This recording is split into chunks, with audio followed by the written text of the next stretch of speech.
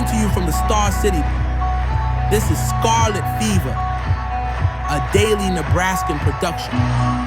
Welcome back to Scarlet Fever. It has been a long time coming, and although you're really not supposed to say Happy New Year after January 7th, Happy New Year indeed on Checks Notes, January 27th. 27th. So who actually cares? Good to be back. It's been about 6 weeks since we've last been here. Long time, and a lot has happened in that time.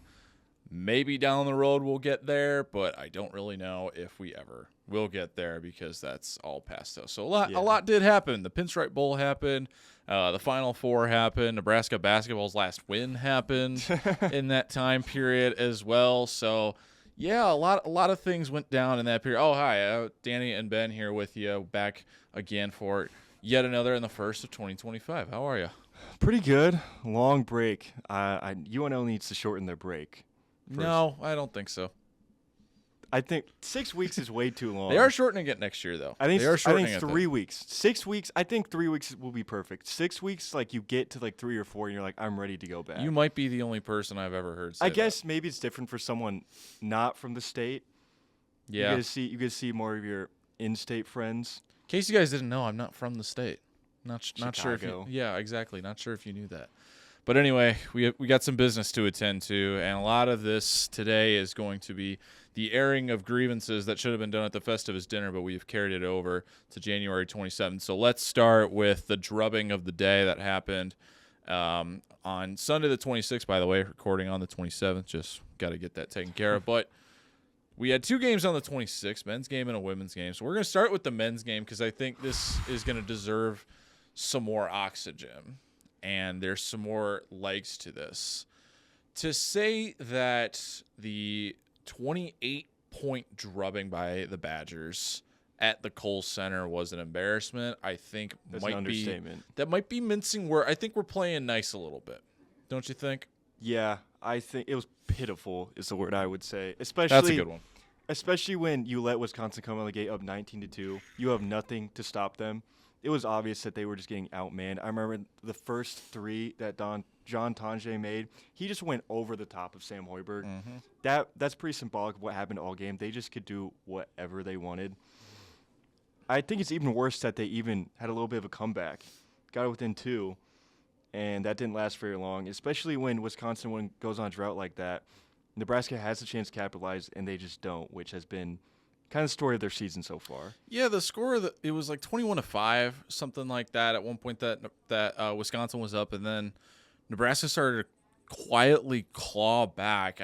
Wisconsin went on nearly a 5-minute drought there in that first half, and for about that 5 minutes, that might have been the best 5 minutes that they would play in that entire game. Shots started to fall down. Some of the rotation started to work a little bit more. Connor Asijan, I think the boos from the students that were sitting in the crowd, first game back for the Wisconsin students for the spring semester, definitely helped their case. But that was really it. And then there was really kind of a tussle for a while, I feel like, until about maybe 6 minutes left in the first half, and then the plane for Wisconsin started to take off again. I would like to note that in those 5 minutes, the difference was Riley Wooster. I remember looking at the stats around that time. Most of the players were like -15, -10 in plus-minus. Riley Wooster was +14 at one point in the first half. It seems like every time that Riley Wooster's out on the floor, he is coming up with a positive plus-minus. Which I think makes the decision to put him on the bench even more baffling and start Sam Hoiberg over him. Sam Hoiberg, who was kind of it looked kind of lost on defense. I mean, he hustles a lot. Everyone likes to see that, but I think that kind of stuff is better in 3-minute spurts off the bench instead of in the starting lineup. Because then when he's in the starting lineup, these other teams just go out there and attack him right off the bat. He's 5'10", probably listed at 6 foot, probably 5'10".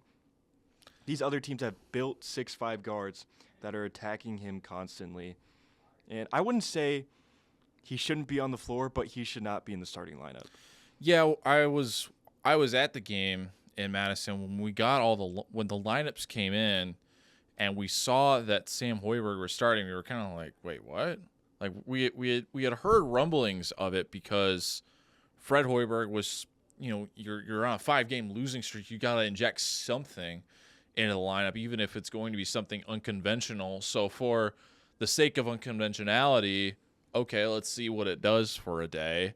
And it really blew up in their face. Now, on the flip side of that, Andrew Morgan getting some time, for as outmatched as he was going up against 2 7-footers the entire game, I didn't think had a terrible game when it came to his post defense, but he was just outgunned, outmanned, and as we'll get into it in a little bit, but not having Braxton Mee out there to help him definitely was not benefit on his side either. Yeah, Andrew Morgan, I wrote about this yesterday. I think the move to make Andrew Morgan into starting lineup is a good thing. I think Fred realizes he needs to change something. I just don't know if he's really getting very analytical with these choices or if he's just kind of throwing stuff at the wall. Part of me thinks that, and I don't mean to jump on your toes, but part of me just kind of thinks at this point you're trying to salvage what you have left. So you're just kind of trying to throw a 5-man lineup out there or a 5-man rotation and hope it works. I've always been a bit skeptical about Fred's floor composition at times. Like, there were times last season when he would have a 5 on the floor that was just cooking. They were going on big runs, and then the next 5 out there would absolutely just tarnish what the last 5 had done.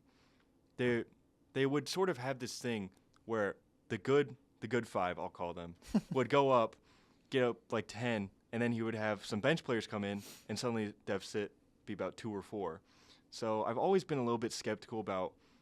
He kind of gets into a rhythm that he doesn't like to break out of with substitutions. I think he needs to learn how to adapt to that game flow better.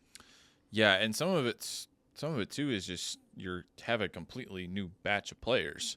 When you consider who are your actual role players from last season's team, all you brought back of players of consequence was Williams, Hoiberg, and Juwan Gary. And even at that, the output of Sam Hoiberg has not been really what it was a season ago. Teams are starting to figure him out a little bit more, it feels like. It seems he's a very one-dimensional player that definitely needs to grow his play style. You know what Bryce Williams and Juwan Gary are going to bring to the table, as it's been so affectionately put by other beat reporters, especially in the beginning of the season when they really looked lost and yet still were winning games. They look like a bunch of strangers going out to play pickup basketball in the middle of New York. It's a great way to put it. I think Jacob Bigelow, ladies and gentlemen, that was his phrase. Bryce Williams, I think they know he's their best player. I think the bad thing is every other team in the Big Ten also knows that he is their best player. He was absolutely shut down. I would say he did kind of have some boneheaded moves yesterday. I think those moving screens, those are stuff that those are plays that senior leaders should not be making. And Juwan Gary taking some questionable threes. It feels like everything's kind of compounding and snowballing for this team. And I think they're trying to patch things up, but I don't know if they can. I think Fred's trying to find a 5 that's going to crack the code, but I just don't know if that 5 is on this roster. It doesn't really feel like it. I feel like that the 5 that they had a season ago, they all mesh together very well. And that doesn't really seem to be the case this year. It really doesn't. And not to bring up the strangers playing in New York comparison again, because we just said it, but it doesn't really feel like the cohesiveness is there. And a lot of times it seems like that they're trying to play hero ball, take matters into their own hands, and not try to play like one unit that's together. It's I'll make the play so I can save the rest of you. But that guy trying to make the play is not as good as that guy, say, on the other team. Yeah. This team, we knew coming in this season, they're not going to have guys. Like Bryce Williams probably the only dude they had. I could say Juwan Gary. He obviously showed he can go out and score a lot, but he's not very consistent at doing that. So they kind of need to rely on cohesively playing well and having these defined roles that each player would have. And it feels like there isn't, like, some of these players just are on the floor. They don't have like a thing they are specialized at doing. I would take Berg, for example. He shoots sometimes. Sometimes you'll find him in the post. Sometimes he's a good rebounder. Sometimes he has good post defense. Thing is, he needs to be doing those things all the time. Keyword there is sometimes. It's not a constant. Yeah, I would say same thing for a lot of these guys. Connor Essegian, 2 of 7 yesterday. You see games like he had against South Dakota. I wouldn't say that that level needs to be consistent, but 2 of 7, that's almost a 25% clip. You need to be a 35-40% shooter, especially when that is your defined role on this team. But let's put this in the scope of who the opponent was in this game and just how unbelievably tough it is to play at Kohl Center. Yeah, they were still an 8.5-point underdog. If they go in and give it a good game, there's not a lot to talk about with this game. But when you get absolutely ran, especially coming out of the gate, Wisconsin getting that 19-2 lead, that's just pitiful. Especially even Big Ten road games, the early first 8 minutes, those are usually still close. Nebraska had just been letting these teams roll. Same thing happened at Purdue. They're just they're going on these Sunday mornings, Sunday afternoons, and they just look lost. You know it's bad when you're taking a timeout before the first media timeout of the game. You know it's bad when Wisconsin had 2 players with 8 points and 2 3-pointers at the first media timeout. John Blackwell and John Tonje, both 3 of 3, 16 combined points when Nebraska had 2 points. This was never really going to be an easy game for Nebraska to begin with. Wisconsin has an absolute embarrassment of riches this year. Yeah. Going into the game, every single player that started was averaging double figures, at least 10 points a game. And it's not a team that is incredibly deep either. They maybe go about eight men deep. So they're not really trying to use the play everybody mentality, because there is a fine line between these are our best players and these are guys we're probably not going to put in key situations. So you can ride your starters off into the sunset, and especially when you're playing at home in that environment when you've been arguably one of the best home teams since that building opened, and I think it was 98 or something like that. So a very long period of time with sustained success. You're already going into there with a mindset that's definitely not where it needs to be. I do think it's a good point, but also you think back to 2019, 2020 when the Nebraska team, without Bryce McGowan's, because he was out for injury, goes in there and beats Wisconsin on senior night. Fred knows he can win in there. But when you roll out a game plan, Wisconsin hit 15 threes against UCLA, still lost. Still 15 threes is a lot. You go out there and you're doubling the posts and letting John Tonje and John Blackwell get these good looks. It just feels a little weird. That's the game plan he needs to go with. I wrote about this yesterday, how his defensive game plan of really doubling the post, forcing the other team to shoot, it has worked before. But when other teams are shooting 19 threes like Purdue made, 15 threes like Iowa made, 17 threes that Wisconsin made yesterday, you're challenging these other teams to shoot, but these other teams are consistently stepping up to the challenge.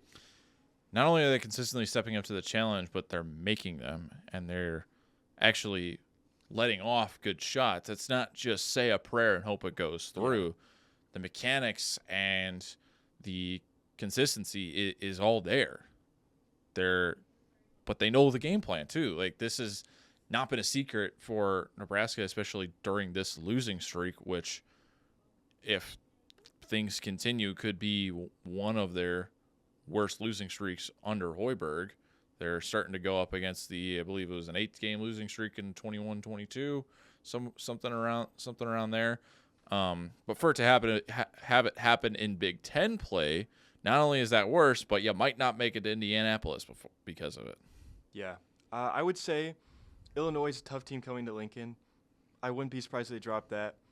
But if they go to Spokane and lose to last place Washington, that's when I would say that could be the first nail in the coffin, or even the final nail in the coffin, especially when you then, if you lose to Washington, have to go to Eugene, Oregon, and play one of the best teams in the Big Ten.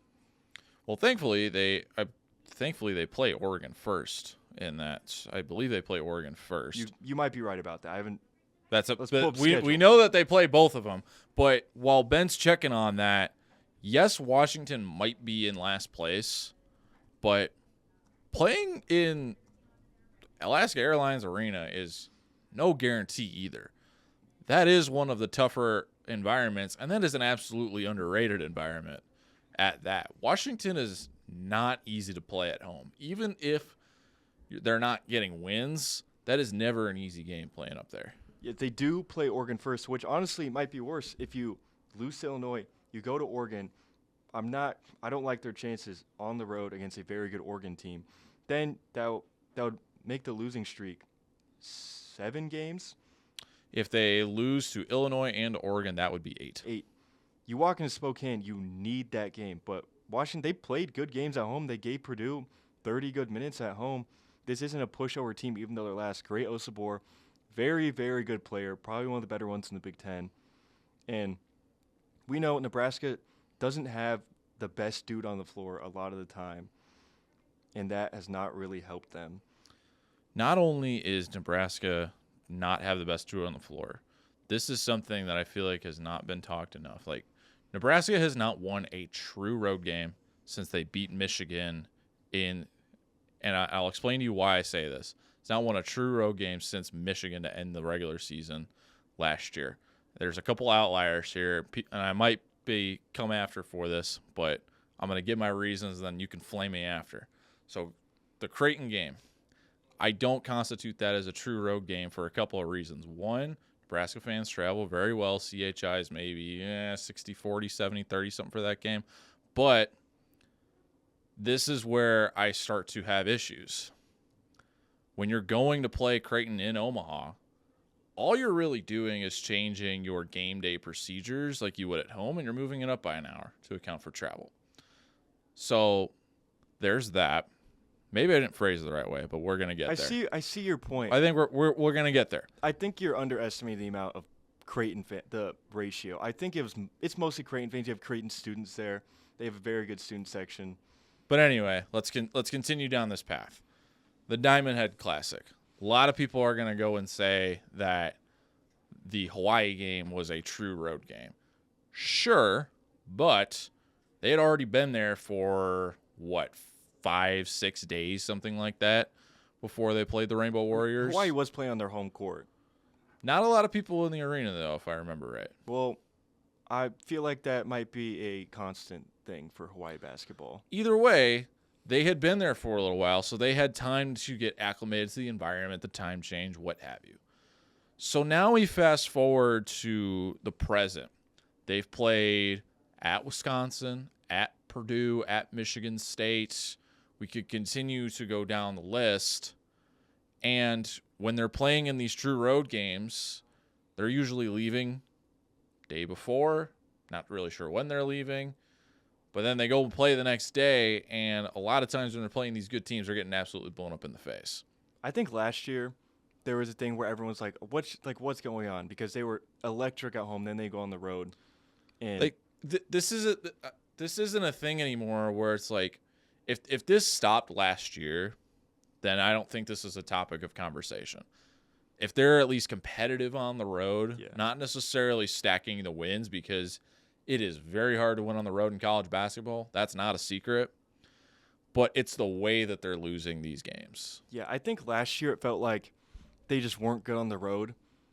But this year I think it's just that they're not good.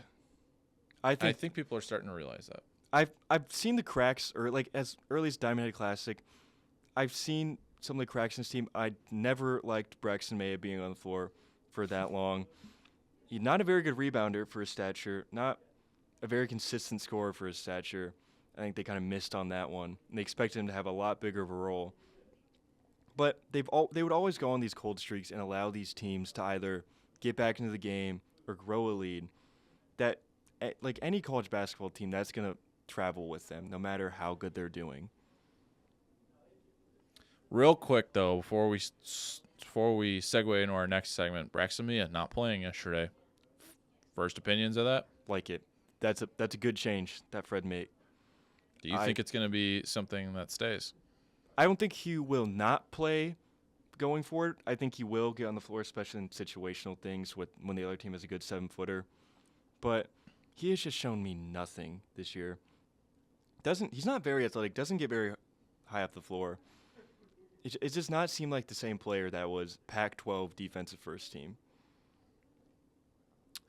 And so time will tell on him. Yeah.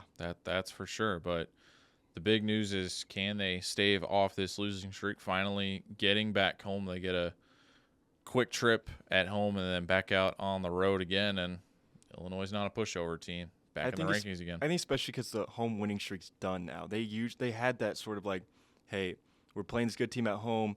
They might be better than us, but we're riding a 19-20 home game win streak. We got to protect it. Now they've lost 2 straight at home. It's just another game to them. So we'll take a quick break, segue into some women's basketball and then some volleyball transfer portal news. We're still doing that in late January. Yeah, we got something for that. Unexpected. We'll be right back.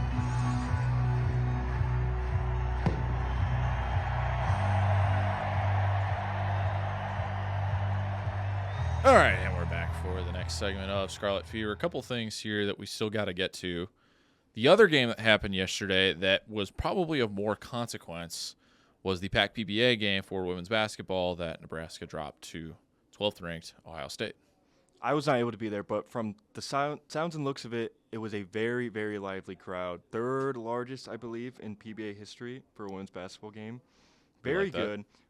Bad thing is, lost 72-66 against Ohio State, especially because this could have been a very, very good resume-building win for this team.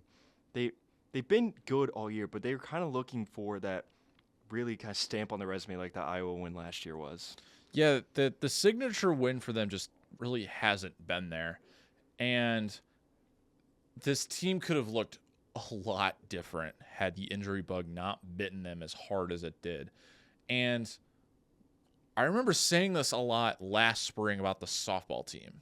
Like, that was a team, had their pitching staff not been ravaged and the lineup not been decimated and like half the team was hurt at one point in the season, that was a team that probably could have made a run late in the year. And even still, they made it to the Big Ten semifinals. So just goes to show what resilience can do. But for this team, they're playing with 10, 11 healthy players. Potts goes down with her injury in November. Widener gets hurt again. And Kennedy Williams is redshirting. That's a discussion for another time. Yeah. But still, you don't have a lot of healthy bodies that are available to you, and you got to make sure that you're managing everyone's time effectively. And I think we're starting to see, though, as time has worn on, the maturity of some of the younger players, especially Britt Prince. Yeah, I mean, especially in college, you got to do next man up. You can't really dwell on these injuries, especially when you still have a very solid roster around. Britt Prince has really stepped up. She's really kind of taken a jump amid these injuries. Obviously, don't want these injuries kind of be the catalyst for that, but I guess make something good out of something bad. But Britt Prince, we've seen her before she came to Nebraska. We knew what kind of player she was. Maybe it hadn't been fully translated, but go a few weeks back, that Iowa game, that shot to send it to overtime, that's a senior play by a freshman. And then you have Ohio State, 4 for 13, 0 for 6 from 3. She played some pretty good defense on Cambridge, on Ohio State, one of the other very good freshmen in the Big Ten. They game planned her very well. But you would like to see some more consistency from Prince, especially if she's kind of be that second option alongside Markowski. Yeah, and even Markowski didn't really have the greatest game either. And I know she's had an up and down season as well, where you're having these double performances, and then the next time out, she's getting double teamed in the post and is having a really hard time getting the ball in the hoop. I think Alexis Markowski's performances are usually based around how good the other team game plan for her. She's not a player that she's really kind of rise above a very good game plan, but when other teams aren't sufficiently planned for her, she is going to take advantage of that. I mean, she still had 18 points, 6 rebounds though. They did get beat on the boards a bit, especially when she's a senior. She's a senior leader, She could be in the league next year, WNBA, but I think she's got some work to do though, for that distinction. yeah, I think she needs to be more consistent. For sure, and that goes for a lot of this team too. Yeah, They've been a very hot and cold team, and again, we don't like to dwell on the injuries, but you got to wonder what this team would have looked like if they hadn't been bitten as bad as they have, and what this stretch might have looked. This even goes back to early January when they were playing USC and UCLA, two of the top teams in the country, what that might have looked like as well. But as you so beautifully put it, next man up to keep on pushing forward. So where do they go from here? They had another chance to get a signature win and they couldn't get it. So what does that leave us with the rest of the way? I think you just got to look forward. I mean, last year they had a bad loss to Rutgers, and they looked forward, and they got the win over Iowa. So I really think you can't really dwell on this loss a ton. I think Amy Williams knows that. Obviously, very experienced, very great coach. She knows what needs to be done. And I think that this Nebraska team will, in due time, kind of show what they're made of. Last year, it probably wasn't until February in the Big Ten tournament that they showed that they were one of the better teams in the conference. Maybe that doesn't happen this season, but I think they have the potential to, especially if Logan Nisley starts putting it together, some consistent performances, if Britt Prince puts it all together, if Markowski gets even better somehow. I think even talking about Markowski, going back to the injuries, that Potts being in the post just kind of adds the other force that where they can't only focus on Markowski, you had to focus on two of them. I like how you brought Nisley because I think she's the wild card here. She was the wild card last year when she started to catch fire late in the season and basically forced her way into the starting lineup for the rest of the year. And I got to wonder if that sort of thing is going to happen again with her. I don't know, especially when you haven't seen a ton of improvement last year. I mean, you see her last year, she was one of the core pieces of this team. You expect her to come back, make an even bigger jump, but she's still in big games, 3 points, 1 of 7 total, 1 of 5 from 3, especially when that's her thing is 3-point shooting. You need to step up in those big games. What I want to see from Nisley, though, is I want to see at least try and mix your game up a little bit. When you're just shooting threes, you get way too predictable, and it becomes much easier to defend you. So even if that means you're stepping six feet ahead of the line and you're just pulling up for a short one, try that. Try something a little bit different and add some diversity into your game. Even the best shooters get on cold streaks. I think when you are only a shooter and that's your whole game, you can't go on complete cold streaks just because your shot isn't hitting. You need to be able to do something else. So this is a game that they got to move on from, put it in the rearview mirror. Got another home game coming up next week. They got Michigan at home, and then the rematch with Iowa is coming up pretty soon. That's on a Monday night this year. I guess we were talking about they don't have a signature win. I think that could be viewed as a signature win just because of how resilient they seemed in that one, especially road. Iowa's is not a very easy place to play. Even without Caitlin Clark, Iowa's still a quality team. That 22 still on the court. I caught it watching one of the Iowa men's games a couple days ago. Even though I didn't want her to score 39 when she was here, it would have been cool to see history when she was in Lincoln. Definitely would have. But we got one more thing that we got to get to, some transfer portal news when it comes to the Nebraska volleyball team. Yes, we still got volleyball going on. By the way, there's a lot of professional volleyball going on with PVF and League One, so go check those out if you can. They've been very entertaining to start off their seasons, but we really didn't think that this was going to be a year where they were going to try and dip their toes in the transfer portal, considering what they were bringing. However, the one caveat to that was going to be what the health status of one of their incoming freshmen was going to be, and I think now we got an idea of that. Allie Czech, which is spelled Sczech, has committed to play with Nebraska for her final season, coming over from Baylor out of the Big 12, two-time all Big 12 second team. This from Lincoln Arneal. I'm reading this from him. Averaging about 2.5 kills per set and hitting .273. This will be her only season with Nebraska. But it is an interesting addition because this basically says that Ryan Hunter will probably not be playing next year. Yeah, I think it's funny how John Cook just kind of moves in silence. Just seems like some days we just get these transfers out of nowhere, even though he's probably been recruiting them for weeks and weeks. It just feels Landfair was maybe a bit more public last year. How we knew that she was down to Wisconsin and Nebraska, and that she was a very high-profile player. But I think with this addition, I think you obviously have to trust John Cook's vision as a coach. Now, if he is kind of pegging a player as someone who could be a contributor on one of the marquee programs in the country, that this has to be a very high-quality player. This is going to be very interesting to see how this plays out because for those who haven't really been following the off-season activities, there is now a massive rut and a lot of talent at the pin hitter positions that Nebraska has. As you got Murray and Landfair returning, Sky Pierce redshirted last year. Now you have Czech coming over. That doesn't even bring in the top overall recruit in the nation in Terai Sigler. And I have a really hard time thinking that Campbell Flynn, who was the National Player of the Year this year, is also not going to play either. So as a lefty for Flynn, you got to think that she's probably going to try and get some action in as well, even though she's a setter. This is going to be very interesting to see how this plays out over spring camp because of how much talent they have in the front row. It just kind of seemed like John Cook isn't worried about having too much because he knows that the cream of the crop's going to rise. I think he's just focused on getting as much talent onto this team as possible. Because even if they're not playing, they're practicing, they're challenging their teammates, they're making them better. And I'm sure these freshmen know coming in that there is a chance they're not going to play, especially when you're going to a program that's just loaded top to bottom with talent that a lot of people want to play at.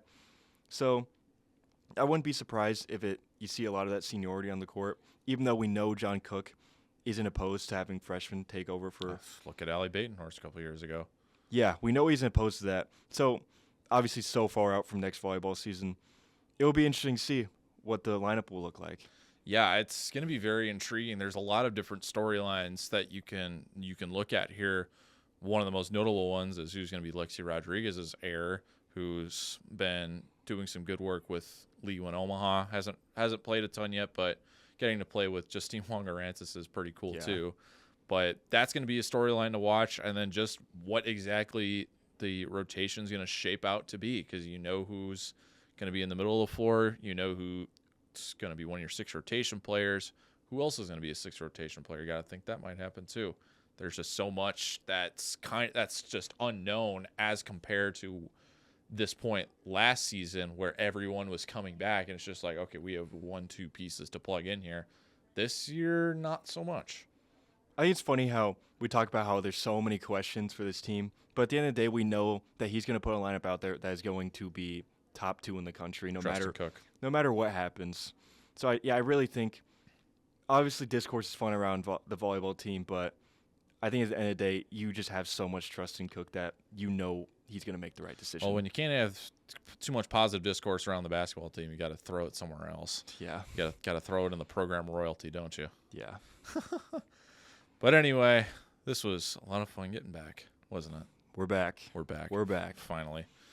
Scarlet Fever is back up and rolling. Gus Cathel was our producer today. He is quite the man, making us sound and look better than we actually do, because I know he's putting a lot of Facetune on me, and that is okay. Thank you, Ben, for stopping in. Thank you, Danny. We will be back next week with some more activity and hopefully some better news to bring you so that you are not being upset about your favorite team's favorite team. And I wouldn't count on that, especially when we're talking about the men's basketball team. Oh, you negative Nelly.